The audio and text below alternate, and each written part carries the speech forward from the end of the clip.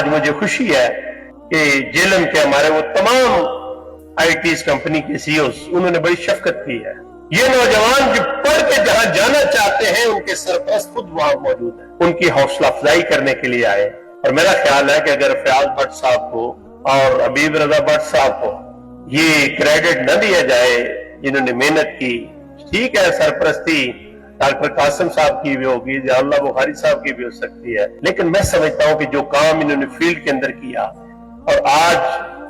روشنی کا وہ سفر جو حافظ نعیم الرحمان صاحب نے شروع کیا تھا، آج اس کی روشنی جیلم کے اندر، اس کو گرد و نواح کے اندر بھی ہم محسوس کر رہے ہیں. اقبال کہتے تھے نشان یہی ہے زمانے میں زندہ قوموں کا کہ صبح و شام بدلتی ہیں ان کی تقدیریں. تو ایک بار میں پھر حافظ نعیم الرحمان صاحب کو خراج تحسین پیش کرنا چاہتا ہوں کہ جنہوں نے پاکستان کی نوجوان نسل کو آگے بڑھنے کا،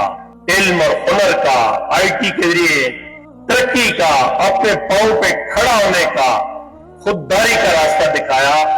اور اب بہت سارے شہروں کے اندر ہمارے کامیاب طلبہ عملی میدان کے اندر بھی ہیں، اپنے پاؤں پہ کھڑے بھی ہیں، اپنے گھر کی ضروریات اور وسائل بھی پوری کر رہے ہیں، اپنے والدین کے حسین خوابوں کی تعبیر بھی کر رہے ہیں،